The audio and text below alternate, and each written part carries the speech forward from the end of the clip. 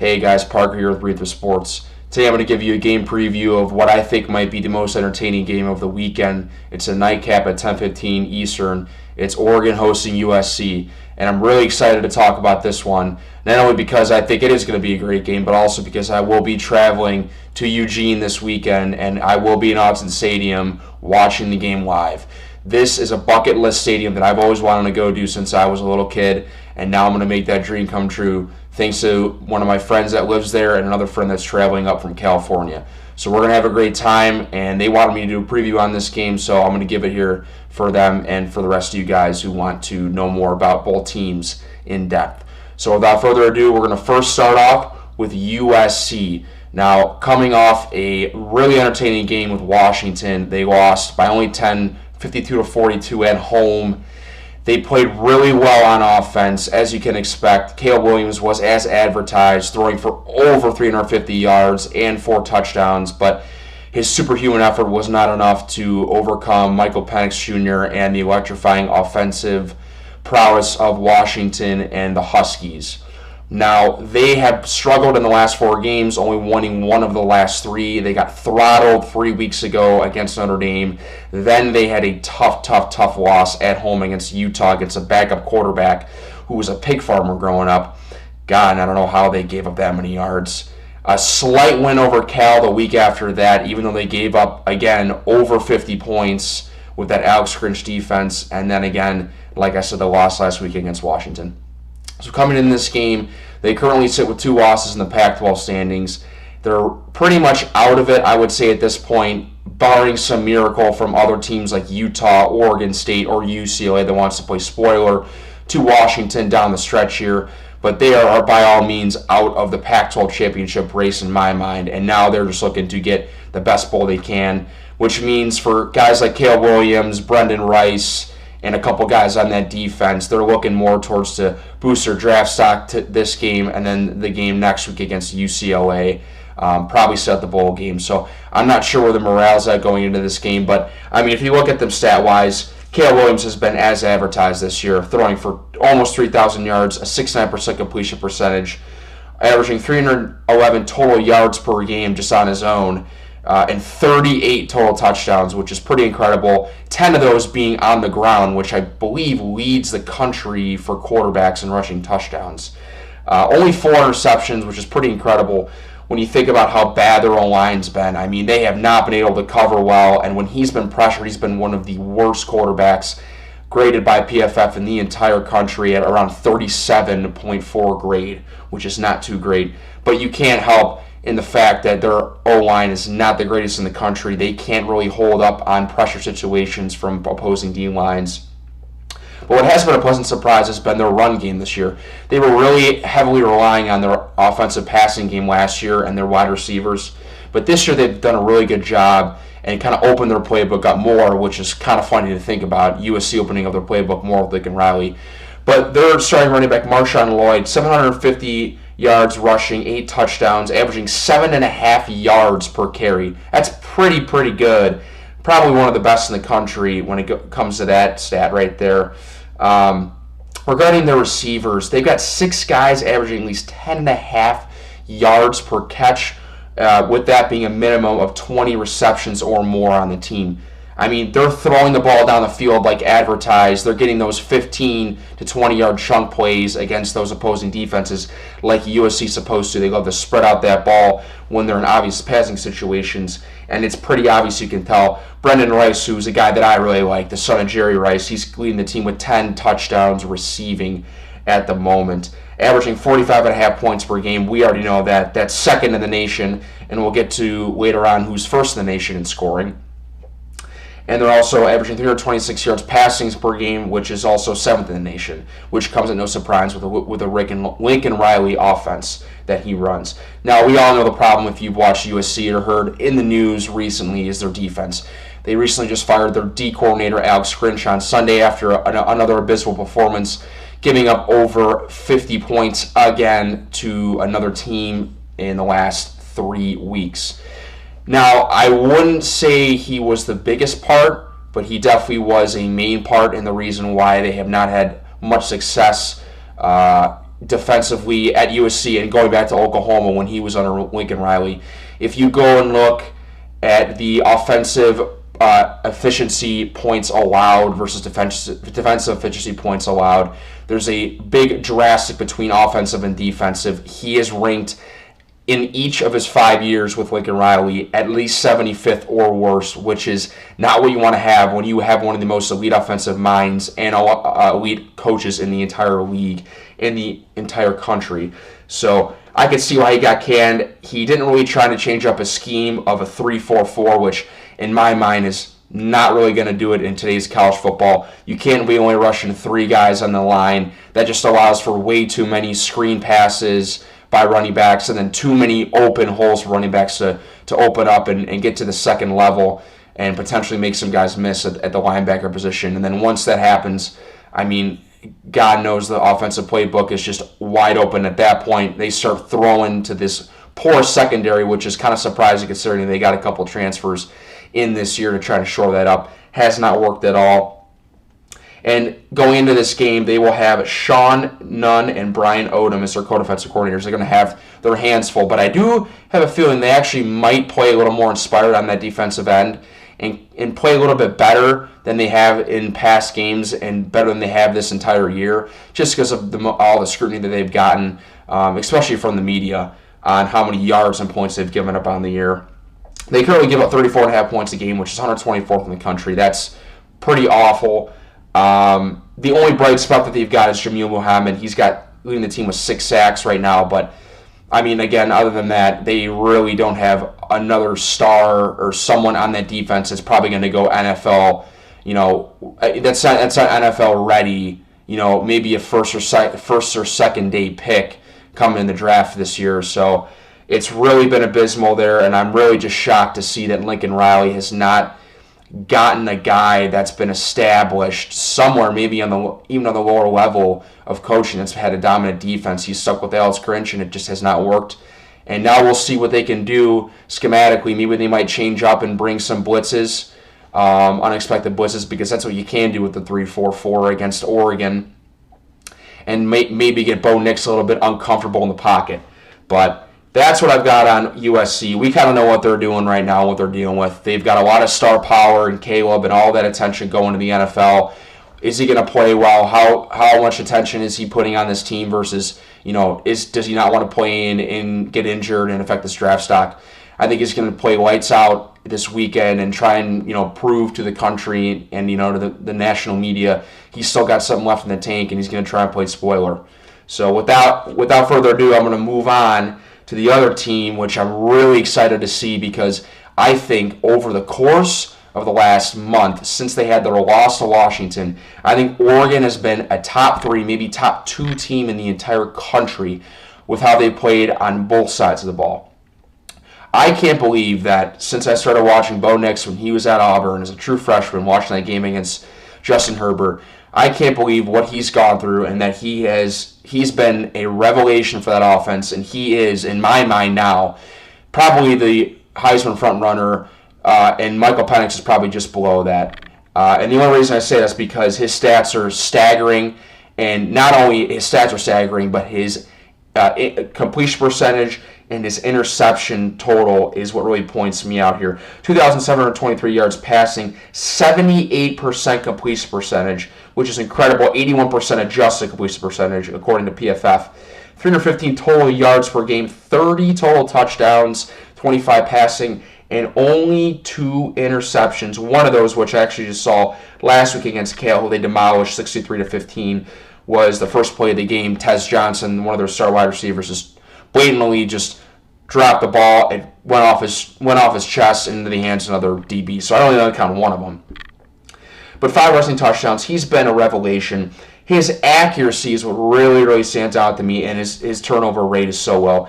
That was his biggest thing at Auburn when he was there as a true freshman, as a sophomore during COVID. He couldn't really throw the ball accurately, and it looked like he was very timid in the pocket, wasn't really decisive, and where he wanted to throw the ball on offense. He's a completely different quarterback now in his second year under Dan Lanning as head coach. And, man, I got to tell you, I said it again. I said it before. I'll say it again. He is my front runner right now just because of the way he's played and responded since that Washington game, and he played really well. He outplayed Michael Penix in that game too.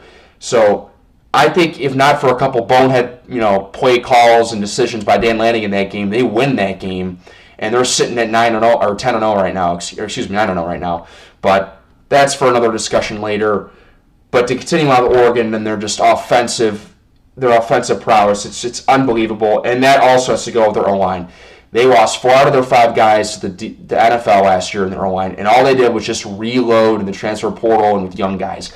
And they're one of the top 5 offensive lines in the country this year. They've only allowed 4 sacks on Bo Nix, which is so big. That's why Oregon really has been so good in this last month and a half. The turnovers have been very, very, very minimal. Mistakes have been very, very, very minimal. Penalties have been very, very, very minimal. And that's a big reason why they're able to have such a complimentary run game too, which I'll go into. And Bucky Irving, one of my favorite players in the entire country. Bucky Irving is an absolute workhorse inside the tackles and outside the tackles. He's a guy that's shifty when he gets the second level. And if he wants to make a guy miss, he can. But if he wants to truck a guy over like a linebacker, he absolutely can. He's super tough and physical, but shifty at the same time. You don't really get a lot of guys like that. And he is a Class A back in the entire country. And when he wants to enter the NFL, which I think will probably be the end of next year, he's probably going to be the top running back that scouts are going to be looking at, just because of how physical he is and to be along with how shifty he is as well. So he is averaging 800. He's averaging 7.0 yards per carry. Another crazy stat right there. 820 yards on the year, 9 touchdowns, and that goes along, like I said, with the O-line, giving him huge holes, gaping holes to run through, kind of stifling that defensive line whenever they go up against, and really, giving a lot of time for Bo Nix to pass on obvious passing situations. Going into their wide receiver position, man, how can you not love Troy Franklin and Tez Johnson, the dynamic duo that they produce? Everyone knew Troy Franklin coming into the season was going to be an absolute monster. A preseason second-team All-American, a preseason All-Pac-12 wide receiver, and he's proven to be that. Just under 1,000 yards receiving, 16.3 yards per catch, and 10 touchdowns. Tez Johnson, like I said, really has stepped it up this year as a younger player and has 6 touchdowns on the year to be a nice compliment on the other side of the ball. And you can really put him in the slot. You can put him on the outside because both these guys are lightning fast, like we know Oregon likes to be on the edges. And they can burn any DB they want, whether it's man-on-man, crossing routes, or in zone coverage. They can sit in that zone really softly and nicely because of their route running ability. So it's really nice to have an offense that's complemented by great running back play that's shifty, a great offensive coordinator in Oregon that's able to call plays and spread their plays out, whether they're playing a 4-2-5, a 3-4-4, or a standard 4-3-4 defense. And then you've got a quarterback who's really shown to be one of the best quarterbacks in the entire country and has really impressed me and has grown up right in front of our eyes this entire year. Outside of that, their defense, man, that has really been the biggest surprise to me. I knew their offense was going to be really, really good, and they were going to put up points this year like they did last year. But defensively is where they needed to get a little bit better this year, especially after they got housed by Georgia last year in the opening game kick. They got housed by Washington and Penix last year at home, and the struggles were there on defense against Oregon State in the Civil War. So you kind of wondered, in the big games they had to show up. They didn't on defense. Well, so far they have showed up on defense. Even in the game that they lost to against Washington, they made Michael Penix very uncomfortable at home. He was not throwing accurate passes under pressure because they were getting a lot of pressure on him. And they have just been lights out all year. In a prove-it game where everyone was downing them against Utah, just 2 weeks later, they completely dismantled them, only giving up 6 points total against a backup quarterback that threw for over 300 yards and ended up scoring 38 points against the USC defense. So they have shut up. They played up and shut up against a lot of great opponents, and especially last week against Cal, which a majority of those points they gave up was because of offensive turnovers. So let's head into their defense here. A lot of pressure is being dialed up by their defensive coordinator at Oregon. They love to play the 4-2-5, and I know that's kind of the new defensive scheme in college football across the land now. And sometimes it works, sometimes it doesn't. But if you got a team like Oregon, you got athletes on that team like Oregon, especially in the defensive backfield, with guys like Tysheem Johnson and Evan Williams, who probably are, in there in the top 5 DB combos in the entire country, and they don't make any defensive lapses, no defensive mistakes. Evan Williams is their main captain, their anchor in the backfield. He gets everyone communicated on the same page. And when you got guys like that in the 4-2-5, you're not going to make many mistakes. Not many, not many, mischecks by DBs, and not many blown coverages. And that's what's happened so far. And then if you're able to do that along with combined, occasional blitzes by the D coordinator running a 4-2-5, you're going to have a dominant defense like Oregon does. They run that 4-2-5 to perfection. Dan Lanning brought that over from his last year at Georgia when they won a national championship. Brought that pedigree over, and it's worked really well in his favor. They're only giving up 16 points a game, which is 11th in the country, and only 97 rushing yards a game, which is 13th in the country. They are stout up front. They have really, really great NFL caliber nose tackles that can shore up that rushing attack from opposing offenses. It makes it very one-dimensional, and then that's when they're able to bring up blitzes, and then they play that zone blitz coverage very, very, very well. Very hard for quarterbacks to decipher that, just on the spot, like they did against Penix earlier on. So they do really well on that. Key guys on the defense are Brandon Doros, who leads the team with a team by 4 sacks. But really, it's kind of all around. They got a couple linebackers and another DN, that have more than 2 sacks. They got 5 guys with 2 sacks or more for the year. And like I said, Evan Williams, the leading guy tackler on this team with 56 tackles. He's just everywhere, man. I mean, you could put him at safety. You could put him at DB if you wanted, like a viper position, linebacker/safety. Put him anywhere. He's going to get to the ball. He flies to the ball. He's an NFL caliber DB. I think he's probably going to go 2nd round, 3rd round. He's that talented. Tysheem Johnson leads a team with 4 pass breakups, leads a team with 2 interceptions. He's been a great tandem and a great complementary guy with Evan Williams. And I guess I'll kind of wrap it up here with Oregon's defense. They really know where to be, like I said. But I think what it comes down to is whenever they're doubted, like they were against Washington, they always come up and make a big play. Right? I mean, earlier in the year when they played Texas Tech in a big road game, they had to make a couple big stops later in that game, when Oregon's offense was stuttering a little bit. It was 23-21 at some point, and they had to get a key stop at the end of the game just to have them kick a field goal, and then they did that. They got 2 sacks in a row, and then what happened, Oregon came down and scored a touchdown, and that's what a winning team does. They find a way to win, and they have a defense like that to keep them in the games like that when their offense is not playing as well as they can. So I'm really liking what Dan Lanning has done so far this year, and his poise and his energy he's brought is pretty clear, because not only is their energy so high, they play such disciplined football, and their talent level's off the charts. Now, what I will say, before that, I will give you some offensive stats because they're pretty staggering. So I mentioned earlier in the video, who's going to be the number 1 team in scoring, total scoring in points per game? Well, that's Oregon, 47.4 points per game. They lead the country. 330 passing yards a game is 4th, and 204 rushing yards a game. That is 10th in the country. So they are one of the only teams in the country that is averaging top 10 in both passing and rushing yards per game this year, which is pretty incredible when you think about it. Look, man, they're so balanced on both sides. I really love what Dan Lanning's done, like I said, and I think my game prediction on this is probably going to be Oregon's 15.5, minus 15.5 on the points, over under 75.5. I really like USC plus 15.5, and the only reason I say that is because I think Caleb Williams is going to play out of his mind. He's going to try and will his team to a victory as much as he can. They're going to put up probably 28 to 34 points, I'd say. He's going to give that Oregon defense a little bit of trouble early on, and he's just going to try and throw the ball as much as he can, because I think Oregon's going to stuff that rush initially, and then Caleb is going to make a lot of plays on his feet, extend the play and then find wide receivers open in those soft coverages in the 4-2-5. But the problem is they're not going to be able to stop Oregon's offense, and that's where the game comes down to. Can USC, like every game USC's played, can USC at least get 5 to 6 stops a game, on an opposing offense? And I don't think they can. I really don't think they can. I think they'll play a little bit better than they did against Washington. They'll play more inspired, like I said, because they've got co-defensive coordinators in there, and they might, bring a little bit different scheme in that aspect. But I think overall, it's not going to be enough. I think Oregon's going to get the 40 points.